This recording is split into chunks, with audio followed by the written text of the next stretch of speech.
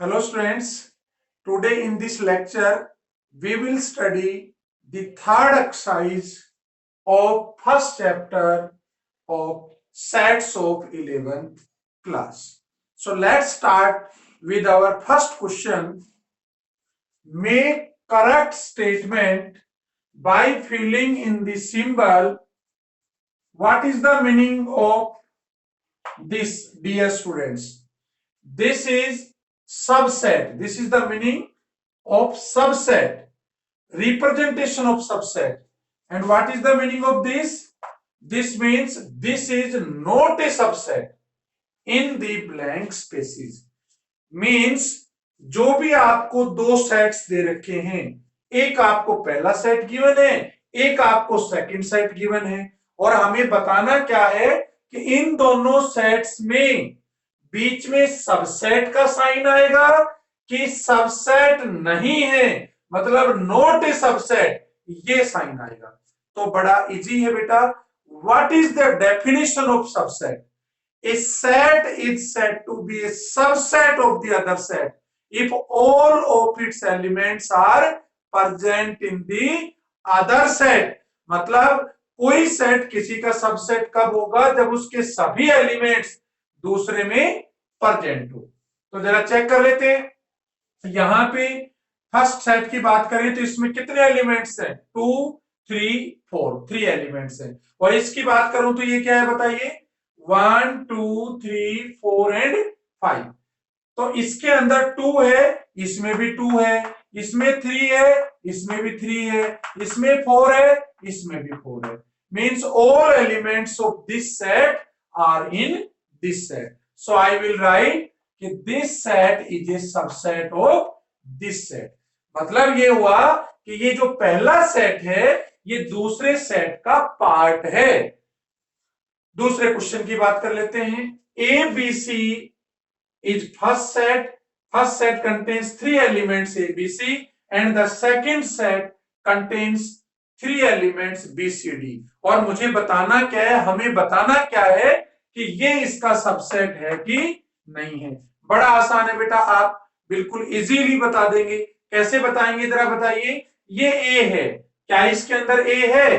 पहला एलिमेंट ही नहीं है, और अगर फर्स्ट एलिमेंट ही प्रेजेंट नहीं है तो मैं कहूंगा this is not a subset of this set. चलो अगले पार्ट की बात कर लेते हैं। देखो ये आपसे रिलेटेड है। For all x such that x is a student of 11th class, class 11 in A school. मतलब 11th क्लास के कोई स्टूडेंट है। और दूसरा सेट क्या है?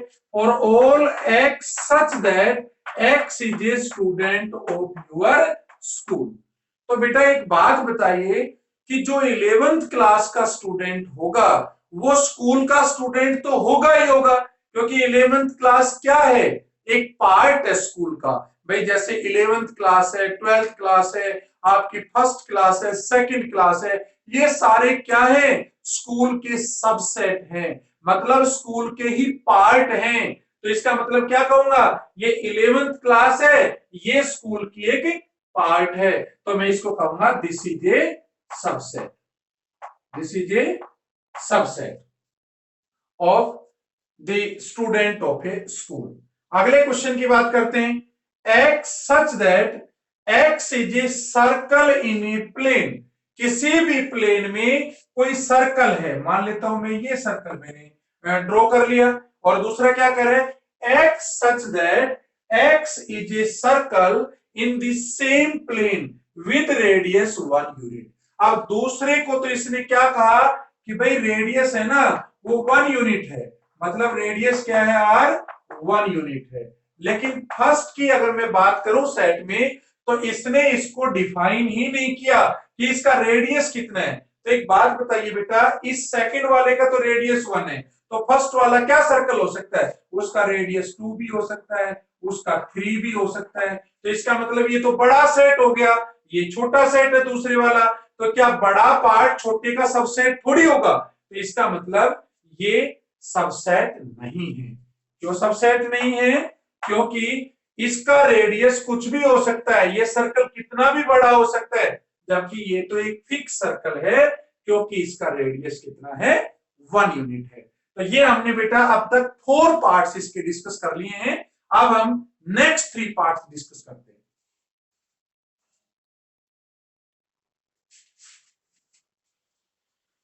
चलो बेटा अब इसके जो 3 पार्ट्स बचे हुए हैं उनको भी एक बार डिस्कस कर लेते हैं। फर्स्ट क्वेश्चन के क्या कह रहा है ये, पहला जो सेट है x such that x is a triangle in a plane, किसी भी प्लेन में कोई ट्राइंगल है।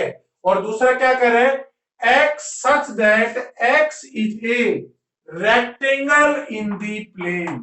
अच्छा एक बात बताइए बेटा, ट्राइंगल का रेक्टेंगल से क्या कोई लिंक है?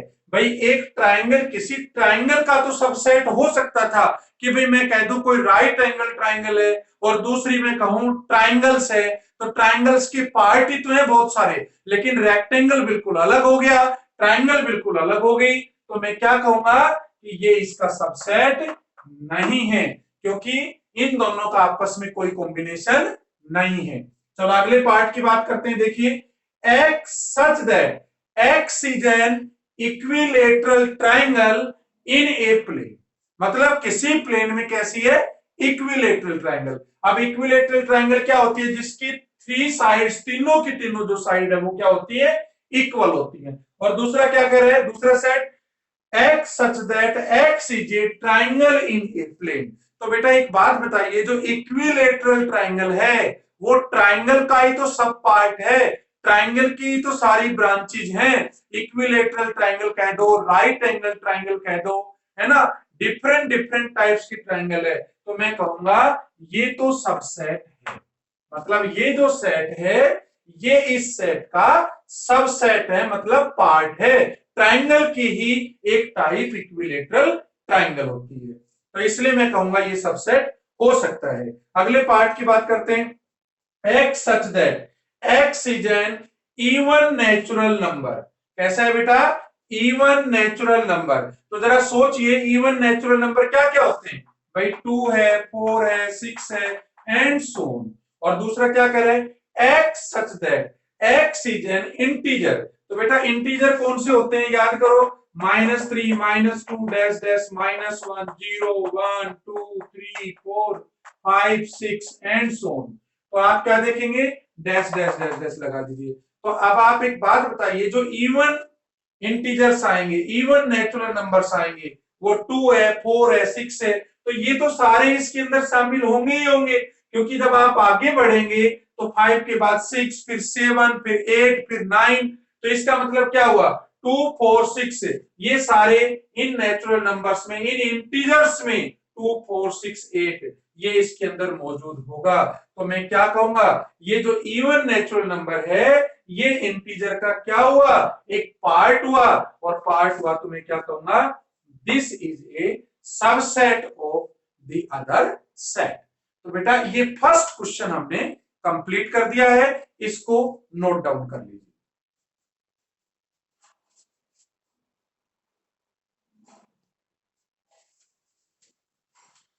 यस बेटा सेकंड क्वेश्चन आपका क्या कह रहा है, examine whether the following statements are true और फॉल्स। अब कह रहा है इनमें कौन सी स्टेटमेंट ट्रू है और कौन सी स्टेटमेंट फॉल्स है।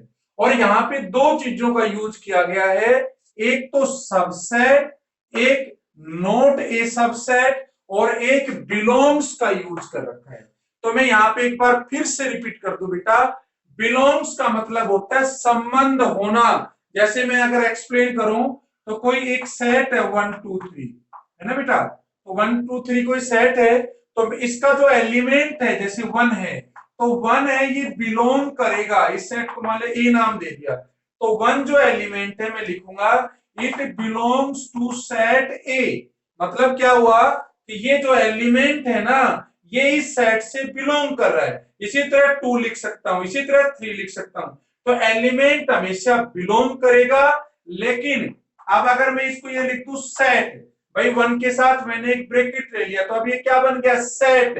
तो सेट क्या होगा दूसरे का सबसेट हो सकता है। तो यहां मैं कह सकता हूं कि जो 1 जो सेट है ना वो 1 2 3 का क्या है सबसेट है। तो सबसेट होने के लिए क्या होगा, एक सेट होना चाहिए, मतलब एक सेट ही किसी दूसरे सेट का सबसेट हो सकता है। एलिमेंट कभी भी सबसेट नहीं होगा। जैसे मैं यहां पे कह दूं कि 1 है, मैं लिख दूं सबसेट ओके, तो ये गलत बात होगी, क्योंकि ये 1 क्या है, इसका एलिमेंट, और एलिमेंट कभी किसी का सबसेट नहीं हो सकता। तो आपको इस कॉन्सेप्ट को लेके आगे बढ़ना है। देखो अब आप फर्स्ट पार्ट देखिए, ये भी एक सेट है और ये भी एक सेट है, तो मुझे क्या बताना है, इनमें कौन सी स्टेटमेंट ट्रू है और कौन सी स्टेटमेंट फॉल्स है। तो ये कह रहा है जो पहला सेट है ना, वो दूसरा जो सेट है इसका सबसेट नहीं है। तो हम जरा चेक करते हैं कि नहीं है।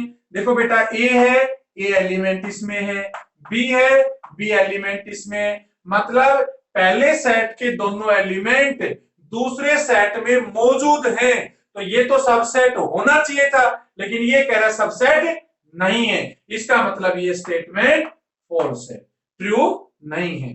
चलो सेकंड पार्ट की बात कर लेते हैं। सेकंड पार्ट क्या कह रहा है, पहले सेट में दो लेटर हैं ए और ई, और दूसरे सेट में क्या दे रखा है, for all x such that x is A vowel in the English alphabet. English alphabet का क्या है, एक वोवल है। बता सकते हो कौन कौन से इंग्लिश अल्फाबेट के वोवल्स होते हैं? भाई ए होता है, ए ई आई ओ यू, यही तो होते हैं। तो अब आप देखिए, पहला ए है, ए इसका पार्ट है, दूसरा एलिमेंट ई है, ई भी इसमें मौजूद है, इसका मतलब ये तो इसका सबसेट हुआ, तो मैं कहूंगा yes this statement is true. चलो थर्ड पार्ट डिस्कस कर लेते हैं। थर्ड पार्ट क्या करे बेटा, पहले सेट में है 1 2 3 और दूसरे में है 1 3 5, ये कह रहा है इसका सबसेट है। तो क्या ये है सबसेट? देखो 1 तो है, लेकिन 2 इसमें है और 2 इस सेट में मौजूद नहीं है, इसका मतलब ये तो इसका सबसेट हुआ ही नहीं। अगर सबसेट होता तो इसका 2 भी इसमें होना चाहिए था, लेकिन ये तो कह रहा है सबसेट है और हम कह रहे हैं सबसेट नहीं है, इसका मतलब इसकी स्टेटमेंट जो इसने कहा है वो फॉल्स स्टेटमेंट है। चलो फोर्थ पार्ट को डिस्कस कर लेते हैं। फोर्थ पार्ट में देखिए, ए एक पहला सेट है जिसमें एक एलिमेंट है ए, और दूसरे में क्या है, ए भी है, बी भी है, सी भी है। तो देखो ए एलिमेंट इसमें मौजूद है, तो ये तो इसका सबसेट हुआ, तो हम कहेंगे yes this statement is true. चलो अगले की बात कर लेते हैं। ये क्या कह रहा है, ए है और इसके साथ ब्रैकेट लगा दिया, तो क्या बन गया, ये तो एक सेट बन गया। अच्छा याद करो बेटा, मैंने यहां बताया था कि कोई जो सेट होगा ना, वो किसी दूसरे का सबसेट तो हो सकता है, लेकिन सेट कभी भी बिलोंग नहीं करेगा। और ये क्या कह रहा है, ये सेट कह रहा है बिलोंग कर रहा है, तो बिलोंग तो करेगा ही नहीं भाई, बिलोंग तो एलिमेंट करेगा, सेट कभी भी बिलोंग नहीं करेगा, इसका मतलब ये स्टेटमेंट फॉल्स। अगला पार्ट देखिए, लास्ट पार्ट इस क्वेश्चन का। इसमें जो पहला सेट कह रहा है x such that x is N even natural number less than 6। अब बेटा 6 से कम इवन नेचुरल नंबर्स कौन कौन से होते हैं? भाई 2 होता है बेटा, 4 होता है, 6 तो ले नहीं सकता मैं, क्योंकि ये कह रहा है 6 से क्या होना चाहिए, लेस होना चाहिए। अच्छा दूसरे सेट की बात करें तो x such that x is a natural number which divides 36, तो 36 को डिवाइड करने वाले नेचुरल नंबर बताइए कौन कौन से होंगे? एक तो 1 ही होगा, है ना बेटा, 36 को 1 से डिवाइड करेंगे तो 36 आएगा। एक 2 भी डिवाइड करेगा 18 आ जाएगा, 2 से डिवाइड करूंगा तो। एक 3 भी हो सकता है, 3 से डिवाइड करूंगा तो 12 आएगा। और क्या हो सकता है, 4 हो सकता है, और क्या हो सकता है, 6 हो सकता है, डिवाइड करके देख लीजिए ना, और 9 हो सकता है, और क्या हो सकता है, 12 हो सकता है, और क्या हो सकता है, 18 हो सकता है ना, और क्या हो सकता है, 18 के बाद एक तुम्हारा 36 भी हो सकता है। तो बताइए क्या ये कह रहा है, ये जो पहला सेट है ना, ये इसका दूसरे वाले का सबसेट है। बताइए ये स्टेटमेंट ट्रू है कि फॉल्स है? तो बेटा ये 2 जो एलिमेंट है ये भी इसमें है, 4 यहाँ है, 4 भी इसमें है, इसका मतलब दोनों एलिमेंट पहले सेट के दूसरे सेट में प्रेजेंट है।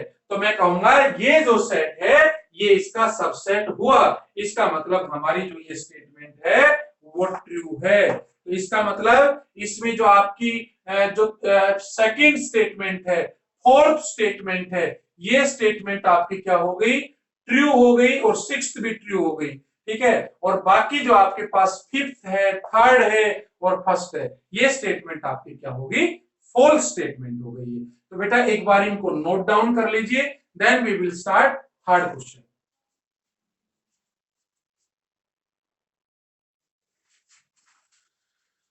बेटा अब हम स्टार्ट करते हैं क्वेश्चन थर्ड, और ये बहुत इंपॉर्टेंट क्वेश्चन है बेटा। ये आपके सबसेट के कॉन्सेप्ट को बहुत अच्छे से क्लियर कर देगा। तो देखो जरा ये क्या पूछना चाह रहा है, ध्यान समझना। ए कोई सेट है बेटा, इसमें क्या क्या एलिमेंट्स हैं, देखो 1 है, 2 है।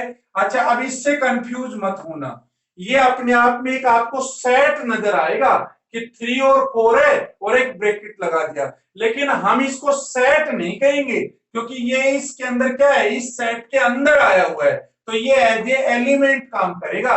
जैसे तुम्हारा 1 है, जैसे 2 है, इसी तरह से ये कंबाइन भी एक किसका काम कर रहा है, एलिमेंट का काम कर रहा है, क्योंकि किसी सेट के अंदर जो भी लिखा हुआ है वो सब उसके क्या होंगे, एलिमेंट्स होंगे। तो इसके कितने एलिमेंट हो गए, 1 2 3 4।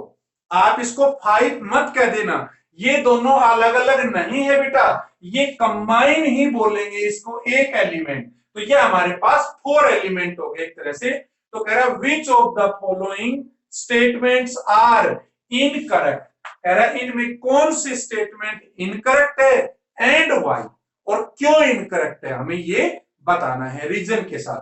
तो देखो एक बार चेक करते हैं, फर्स्ट में देखिए आप 3 4 और एक ब्रैकेट लगा रखा है। तो देखो देखने में तो क्या है, ये आपको सेट लग रहा है, आपका मन ललचाएगा कि ये अच्छा ये इसका सबसेट है, तो तुम तुरंत कहोगे यस सर करेक्ट, क्योंकि ये तो इसका सबसेट है। लेकिन बेटा ऐसा नहीं है, आप ध्यान से देखो, ये क्या है, ये इसका एक एलिमेंट है, और एलिमेंट तो मैं क्या कहूंगा, क्या एलिमेंट किसी का सबसेट हो सकता है, कभी भी नहीं होगा। एलिमेंट हमेशा बिलोंग तो कर सकता है लेकिन सबसेट नहीं होगा। तो अगर ये सबसेट कब होता, जब इसके साथ एक ब्रैकेट और लगता, तो ये एलिमेंट है, इसके साथ एक ब्रैकेट लग जाता तो ये एलिमेंट की तरह काम करता कि एक सेट बन गया। फिलहाल क्या है, ये एक एलिमेंट है, तो एलिमेंट क्या किसी का सबसेट हो सकता है, बिल्कुल नहीं होगा। तो मैं क्या कहूंगा, विच आर इनकरेक्ट, तो ये तो तुम्हारी हो गई इनकरेक्ट, क्योंकि एलिमेंट सबसेट नहीं हो सकता। दूसरा देखो 3 4 और ब्रैकेट लगा हुआ है, मतलब ये एज इट इज लिखा हुआ है, तो ये क्या था, एलिमेंट। तो एलिमेंट बताओ सेट से बिलोंग करेगा, बिल्कुल करेगा, अगर वो उसके अंदर मौजूद है तो। 3 4 जो एलिमेंट है कंबाइन, ये तो इसके अंदर मौजूद है इस सेट में, तो इसका मतलब ये स्टेटमेंट तुम्हारी करेक्ट है, ठीक है बेटा।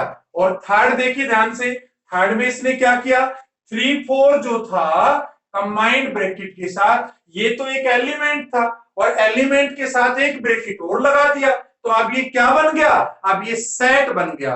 और आप बताइए क्या ये इसका सबसेट हो सकता है, देखो सेट किसी का सबसेट हो तो सकता है, लेकिन उस सेट के सारे एलिमेंट दूसरे सेट में होने चाहिए। तो इसका ये एलिमेंट है, क्या ये एलिमेंट ए में मौजूद है, जरा चेक करिए, ए में तो बिल्कुल मौजूद है, तो मैं कहूंगा ये स्टेटमेंट हमारी करेक्ट है, ठीक है। चलो अगले क्वेश्चन पे पार्ट पे हम मूव करते हैं। ये क्या कह रहा है, वन बिलोंग्स टू ए, कह रहा है वन जो एलिमेंट है ना वो बिलोंग कर रहा है सेट ए से, देखो वन है इसके अंदर, बिल्कुल है, तो ये स्टेटमेंट करेक्ट होगी, क्योंकि एलिमेंट हमेशा बिलोंग करता है और सेट किसी का सबसेट होता है। चलो अगले पार्ट पे मूव करते हैं। फिर देखिए क्या कह रहा है, one is a subset of A, क्या एलिमेंट किसी का सबसेट हो सकता है, बिल्कुल भी नहीं हो सकता, क्योंकि सबसेट कब होता, जब ये सेट होता, ये सेट तो है ही नहीं, एक सेट ही तो दूसरे सेट का पार्ट होगा। चलो ये भी गलत हो गया। सिक्स्थ पार्ट की बात करते हैं, कह रहा है पहला जो सेट है उसमें क्या क्या एलिमेंट है, 1 है, 2 है, 5 है, और दूसरा क्या कह रहा है, ये ए का कह रहा है सबसेट है। जरा चेक करते हैं ये स्टेटमेंट करेक्ट है कि इनकरेक्ट है। देखो बेटा इसके अंदर 1 है तो 1 इसमें है, ए में बिल्कुल है, 2 है 2 भी है, 5 है 5 भी है, तो मैं कहूंगा यस, ये स्टेटमेंट हमारी करेक्ट है। चलो सेवंथ पार्ट पे मूव करते हैं। सेवंथ में क्या कह रहे 1 to 5, और इसने क्या ले लिया, एक सेट बना दिया, 1 to 5 एलिमेंट्स के साथ एक सेट है, और कह रहा है बिलोंग कर रहे हैं इसे। ये तो बिल्कुल गलत बात है, क्योंकि सेट तो कभी बिलोंग करता ही नहीं है, रॉन्ग हो गया।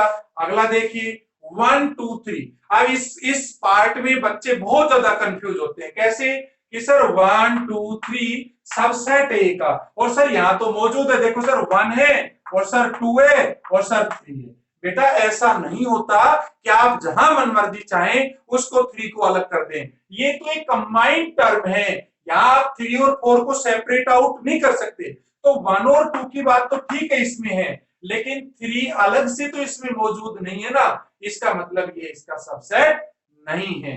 मैं कहूंगा दिस इज इनकरेक्ट।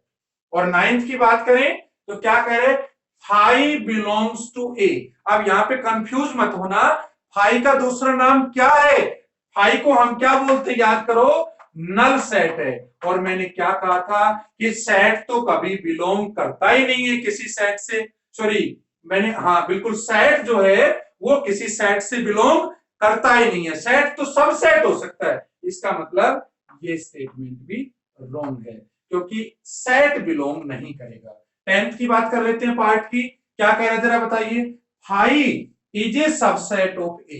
याद करो बेटा, जो नल सेट होता था वो सभी का सबसेट होता था, कोई भी सेट ले लीजिए, नल सेट सभी का क्या होगा, सबसेट होगा, और फाइव को ही तो नल सेट बोलते हैं। तो ये बात तो करेक्ट है, ये स्टेटमेंट तो करेक्ट है। और अगर लास्ट पार्ट की बात करें तो फाइव कह रहा है एक एलिमेंट, एक सेट है जिसमें फाइव एक एलिमेंट है, वो कह रहा है इसका सबसेट है ए का। अब स्टूडेंट सोचते हैं कि सर फाइव तो सबका सबसेट होता ही है, तो ये स्टेटमेंट तो कहीं ना कहीं करेक्ट होगी, लेकिन ये स्टेटमेंट बेटा रॉन्ग है, क्योंकि यहां इस सेट में पहले वाले में फाइव क्या काम कर रहा है, एज ए एलिमेंट का काम कर रहा है। तो मैं क्या चेक करूंगा कि इस सेट का जो पहले वाले का एलिमेंट फाइव है वो क्या ए सेट में मौजूद है। जरा देखो, यहां भी फाइव नहीं है, यहां भी नहीं है, यहां भी नहीं है, यहां भी नहीं है, इसका मतलब फाइव इसमें नहीं है, और फाइव नहीं है एलिमेंट, तो इसका मतलब ये एलिमेंट तो इसमें है ही नहीं, यहाँ फाइव एज ए एलिमेंट काम करेगा। तो मैं कहूंगा ये स्टेटमेंट हमारी क्या है, रॉन्ग स्टेटमेंट है, इनकरेक्ट स्टेटमेंट है। तो यहां पे हमने दो चीजों के बारे में हमारे कॉन्सेप्ट बिल्कुल क्लियर हो जाने चाहिए कि कब कोई सेट किसी का सबसेट होगा और कब कोई एलिमेंट किसी से बिलोंग करेगा। और अब हम फोर्थ क्वेश्चन की तरफ मूव करेंगे, तो एक बार बेटा इसको नोट डाउन कर लीजिए।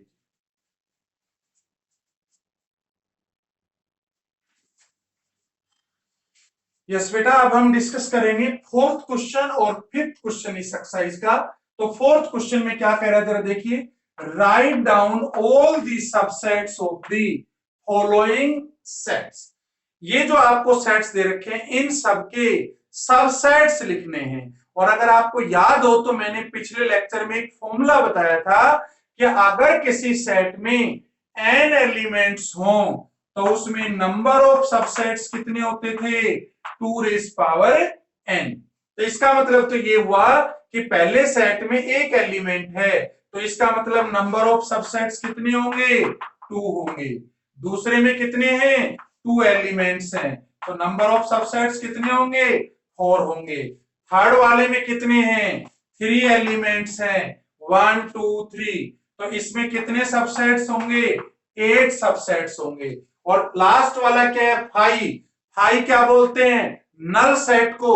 तो नल सेट में तो कितने होंगे बताइए भाई, नल सेट तो नल ही होता है, मतलब इसके अंदर तो एक ही सबसेट होगा, मतलब नल सेट खुद का ही सबसेट होता है। तो जरूर एक बार चेक कर लेते हैं।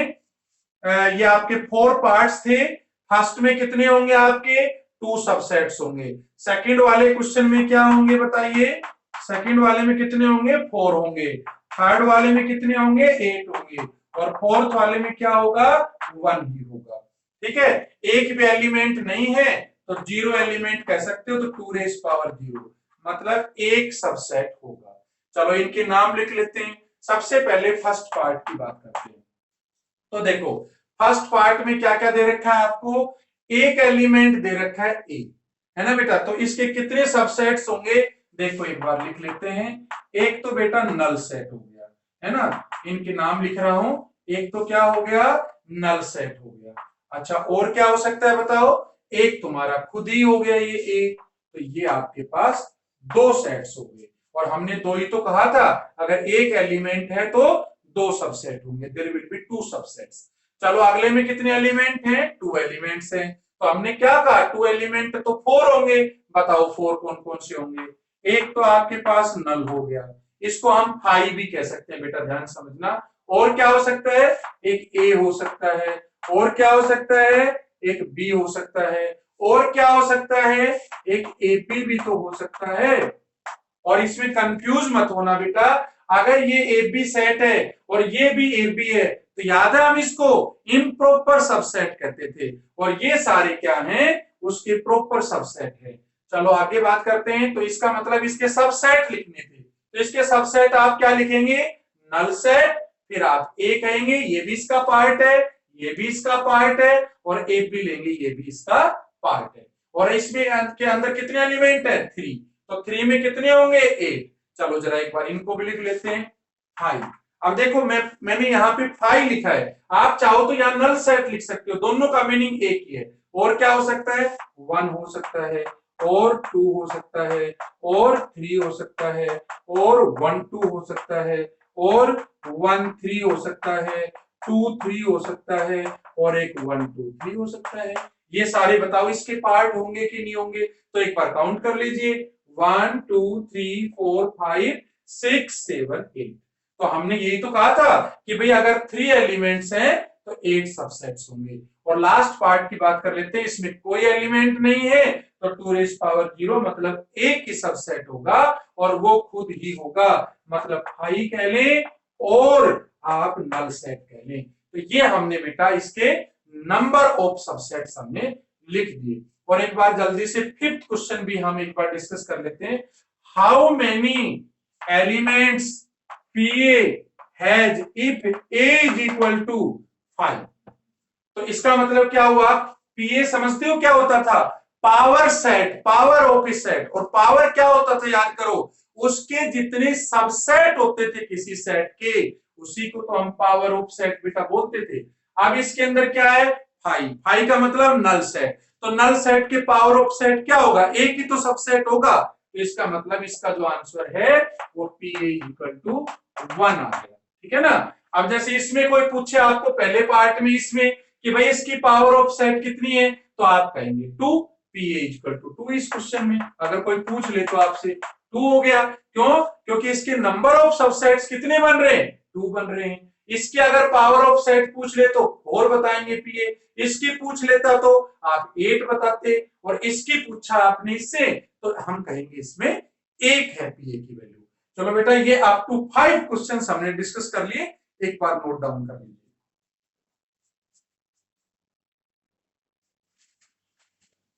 देखिए बेटा 6 क्वेश्चन है, write the following as intervals. आप कह रहे हैं इनको इंटरवल्स में लिखिए, और आपको गिवन क्या है, ये स्टेटमेंट सेट बिल्डर फॉर्म में गिवन है, और आपको किसमें लिखनी है, इंटरवल्स में लिखना है। तो जरा एक बार इस स्टेटमेंट को पढ़ लेते हैं। देखो, for all x such that x belongs to R, means real numbers का पार्ट है एक्स। और पता है बेटा रियल नंबर क्या होते हैं, जितने भी नंबर्स आपके नंबर लाइन पे होते हैं उन सबको क्या बोलते हैं, रियल नंबर्स। जैसे ये हमारी नंबर लाइन है, तो इसके ऊपर जो भी नंबर्स होंगे माइनस इंफिनिटी से इंफिनिटी के बीच में, उसको हम क्या कहेंगे, रियल नंबर्स। तो देखो क्या कह रहा है, x greater than -4 and less than equal to 6। इसका मतलब क्या हुआ, -4 तो तुम्हारा किस में आएगा, ओपन इंटरवल में आएगा, है ना। फर्स्ट पार्ट चलो मैं यहां कर देता हूं। तो ये आपके पास आ गया -4 ओपन में आ गया, और दूसरा क्या आ गया, 6 किस में आ गया, क्लोज में आ गया। क्यों क्लोज में कहा मैंने, क्योंकि 6 के इक्वल भी दे रखा है, और कह रहा है x 6 से लेस भी है, और -4 से ग्रेटर है, तो -4 ओपन 6 क्लोज। सेकंड पार्ट की बात कर लेते हैं। देखो x बिलोंग्स टू r, -12 से ग्रेटर होना चाहिए x, और -10 से लेस होना चाहिए। तो क्या करें बताइए इसमें, -12 से बेटा -10, ये इस पार्ट का आंसर आ गया। और इसी तरह से थर्ड पार्ट क्या होगा जरा बताइए, अब तो आप आसानी से कर सकते हो। थर्ड में क्या कह रहे हैं, 0 से ग्रेटर भी और इक्वल भी, जहां इक्वल आ जाए आप समझ लेना वो तो क्लोज है ना, और जहां पे इक्वल ना आए ये समझ लेना वो ओपन है। मतलब 0 तो 0 से ग्रेटर भी है, इक्वल भी है, मतलब 0 इंक्लूड है लेकिन 7 इंक्लूड नहीं है। और मैं लास्ट पार्ट की बात करता हूं इसी का 4, ये क्या करे, माइनस, ये आपका +3 है, इससे ग्रेटर और इक्वल भी है, और 4 से लेस और इक्वल भी है, तो ये तुम्हारा बन जाएगा 3 to 4 क्लोज। तो ये आपका पार्ट बेटा फिनिश हो गया। और इसी तरह 7th क्वेश्चन में आपसे रिवर्स पूछ रहे हैं, मतलब सेट बिल्डर से यहां तो क्या है, इंटरवल को ओपन और क्लोज में लिखवा रहे हैं, और यहां पे आपको इस फॉर्म में दे रखे हैं 7th में, आपको इस फॉर्म में लिखना है, तो बड़ी आसानी से लिख सकते हो। जैसे हम फर्स्ट पार्ट कर रहे हैं 7th का, तो आप क्या लिखोगे, x such that x belongs to R। बेटा ये जो नंबर है सारे इसके बीच में जो आएंगे, और -3 और 0 तो कर ले नहीं सकते, ओपन है, इसके बीच के नंबर रियल नंबर ही तो है, क्या कहेंगे आगे, और x की वैल्यू डिफाइन कर दो ना, greater than -3 and less then 0। ठीक है बेटा, ओपन में हमेशा इक्वल नहीं लेते।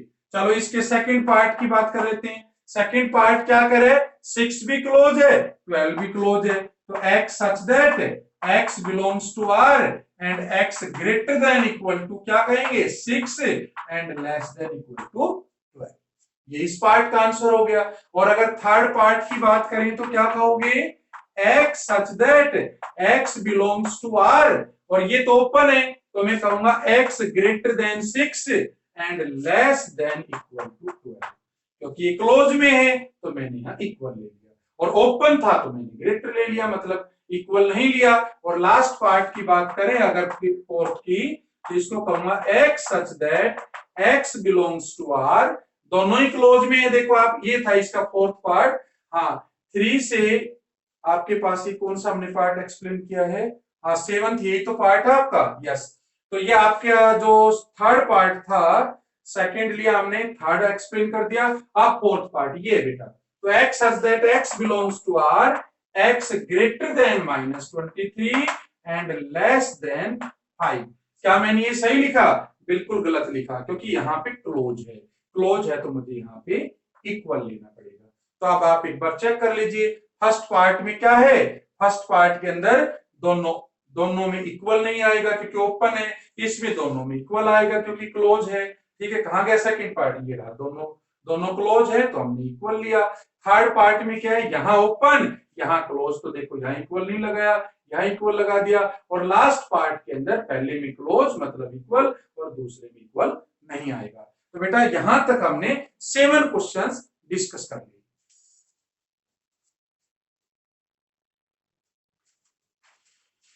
यस बेटा, let us move towards last 2 questions of this exercise. और 8th क्वेश्चन आपका कहता है, what universal set would you propose for each of the following sets. तो फर्स्ट सेट क्या करे, the set of right triangles means right angle triangles. तो इसका universal set क्या होगा जिसमें ये पूरी राइट एंगल ट्राइंगल्स आपकी शामिल हो जाएं। तो क्या होगा यूनिवर्सल सेट फर्स्ट पार्ट के लिए, जरा सोचिए। U इज इक्वल टू क्या कहूंगा मैं, set of all triangles in a plane. मैंने क्या कर दिया, इसमें सारी ट्राइंगल्स इसमें इंक्लूड कर दी। तो जो राइट ट्राइंगल्स होंगी वो बताइए यूनिवर्सल सेट का तो क्या होगी, सब पार्ट होगा, मतलब सब सेट होगा। सारी की सारी जो ट्राइंगल्स हैं वो बेटा राइट एंगल्ड हो, इक्विलेटरल हो, वो ट्राइंगल का ही तो पार्ट है। और इसी तरह से जो सेकंड पार्ट है वो क्या कह रहा है, सेट ऑफ आइसोस्केल्स ट्राइंगल। तो ये भी तो एक तरह की ट्राइंगल होगी, तो इसका भी आंसर आपका सेम ही रहेगा। इसका भी यूनिवर्सल सेट क्या रहेगा, set of all triangles in a plane. और अगर लास्ट क्वेश्चन की बात करें तो 9th क्वेश्चन क्या कह रहा है, ए कोई सेट है जिसमें ये 3 एलिमेंट्स है, बी में भी 3 है, सी में ये एलिमेंट्स है 5। तो कह रहा है which of the following may be considered as universal set for all of the 3 sets A B C. कह रहे इसके लिए इनमें 4 सेट में कौन सा यूनिवर्सल हो सकता है। जरा फर्स्ट को चेक कर लेते हैं, यूनिवर्सल कौन सा होगा जिसमें ये सारे एलिमेंट मौजूद होंगे। मतलब यूनिवर्सल सेट बेटा वो होता है सेट जिसमें जितने भी दूसरे सेट्स दे रखे हैं आपको उन सब के एलिमेंट्स उस सेट में होने चाहिए। चलो फर्स्ट की बात करते हैं। फर्स्ट के अंदर देखो 0 1 2 3 4 5 6 लेकिन 8 नहीं है, तो मैं कहूंगा ये सबसेट नहीं है, ये यूनिवर्सल सेट नहीं है। सॉरी, ये सबसेट नहीं कहूंगा, यूनिवर्सल नहीं हो सकता। क्यों नहीं हो सकता बताओ? क्योंकि इसमें सी का एलिमेंट नहीं है। एक फाई हो सकता है, ये तो बिल्कुल नहीं हो सकता क्योंकि ये फाई तो नल सेट है, मुझे तो ये बहुत सारे एलिमेंट्स चाहिए। ये हो सकता है, देखो 0 0 है, कवर हो गया। इसका 2 भी कवर हो गया, 4 भी हो गया, 6 भी है, 8 भी है, और ये 2 4 6 इसके भी हैं तीनों, और इसका 1 3 5 और एक्स्ट्रा भी है कुछ 9 एंड 10। ये हो सकता है बेटा, है ना। एक तो थर्ड हो सकता है। और एक बार लास्ट पार्ट को चेक कर लेते हैं, 1 2 3 4। अब इसके अंदर बेटा 0 मौजूद नहीं है, सी का 0 नहीं है, तो मैं कहूंगा ये नहीं हो सकता। तो इन चारों में कौन सा हो सकता है यूनिवर्सल सेट? थर्ड हो सकता है। तो बेटा इसके साथ ही हमने थर्ड एक्सरसाइज जो सेट्स की है वो कंप्लीट कर